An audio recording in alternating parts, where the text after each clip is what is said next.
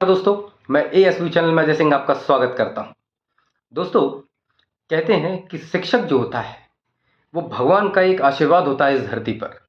शिक्षक जो एक व्यक्ति के भविष्य को संवारने के साथ साथ इस समाज को रहने लायक बनाता है, राष्ट्र का निर्माण करता है।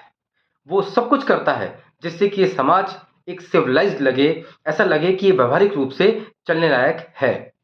दोस्तों, इतना सब कुछ करने के बाद, राष्ट्र के लिए, समाज के लिए, विद्यार्थी जीवन के लिए, सब कुछ के लिए कुछ ना कुछ करने के बाद अगर वो अपने लिए कुछ चाहता है, तो क्या हमारे समाज को, हमारी सरकार को और लोगों को उसके लिए कुछ नहीं करना चाहिए?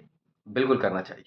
दोस्तों, आज मैं आपसे इस विषय पर सिर्फ इसलिए बात कर रहा हूं कि दोस्तों, मध्य प्रदेश की राजधानी भोपाल में अतिथि शिक्षकों का एक जमावड़ा लगा अंबेडकर पार्क में। उन लोगों ने, अतिथि शिक्षकों ने अपनी नियमितीकरण को लेकर प्रदर्शन किया अंबेडकर पार्क में। बुधवार और गुरुवार की दरमियानी रात को पुलिस ने पूरी अंबेडकर पार्क की लाइट को बंद करके बर्बरतापूर्वक उनकी पिटाई लगा दी।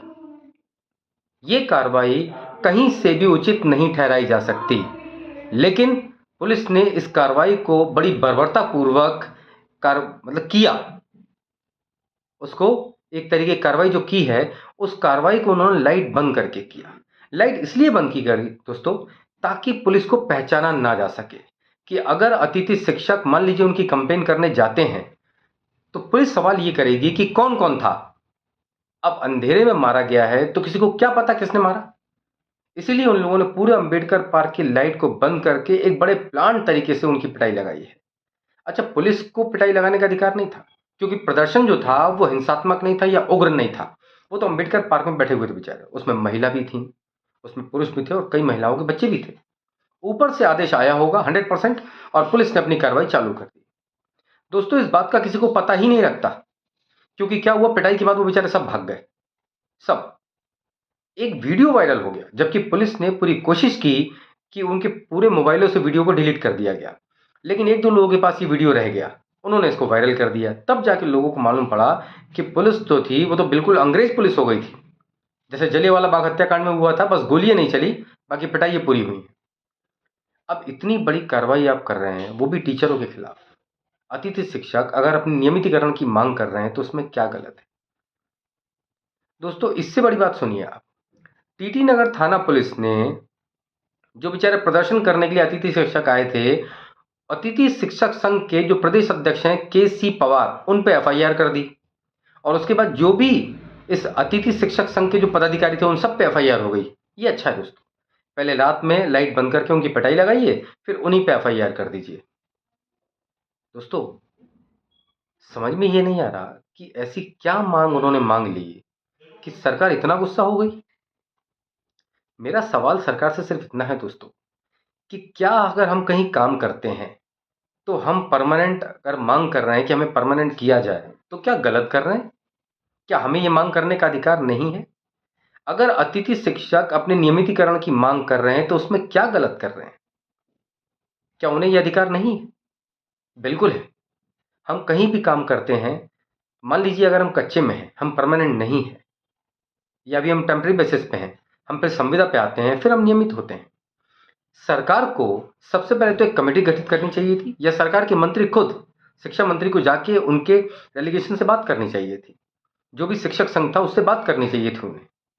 उसके बाद कोई ना कोई निष्कर्ष जरूर निकलता। दोस्तों, इस दुनिया में ऐसा कोई भी मुद्दा नहीं है जो बातचीत से हल ना किया जा सके,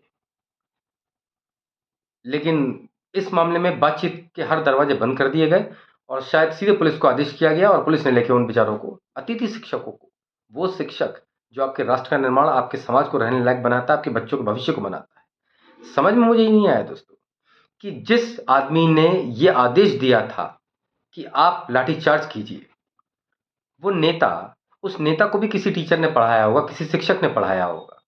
वो पुलिस वाले जिन्होंने रात को अंबेडकर पार्क की लाइट बंद करके उनको मारा है बर्बरतापूर्वक, उन पुलिस वालों को भी किसी टीचर ने पढ़ाया होगा। इन लोगों को शर्म नहीं आई। वो माफिया के लोग नहीं थे, वो गुंडे नहीं थे, वो एक टीचर थे। आपके बच्चों को पढ़ाते हैं, कम से कम उनसे तो ढंग का सलूक करते।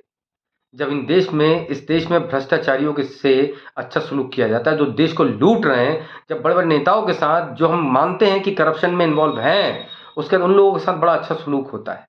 तो ये तो टीचर हैं, देश का भविष्य बना रहे हैं, उनके साथ इस तरीके की कार्रवाई, ये तो बिल्कुल न्याय संगत कहीं से भी नहीं है। दोस्तों, सरकार को अपनी इस कार्रवाई पे स्पष्टीकरण देना चाहिए और अतिथि शिक्षकों से माफ़ी माँगना चाहिए और एक कमेटी बना के उनकी जो भी माँगे हैं, उस माँग को सुनिए और जहाँ तक हो सके उन्हें हल कीजिए, ताकि आपका भी काम हो जाए और अतिथि शिक्षक जो हैं, उनका भी कुछ भला हो जाए। तब जाके देश चलता है दोस्तों। कोई ठेका नहीं लिया उन्होंने कि वो आपके देश का भविष्य बनाते रहें और आप उनको लाठीचार्ज से कूटते रहें, ऐसा नहीं। आप कुछ ऐसा कीजिए कि आपका भी फ़ायदा हो जाए, आपका भी काम हो जाए और उनका भी काम हो जाए। दोस्तों, आज के लिए बस इतना ही। कल एक नए विषय पे मिलते हैं। बहुत-बहुत धन्यवाद। भारत माता की जय। जय सिया राम।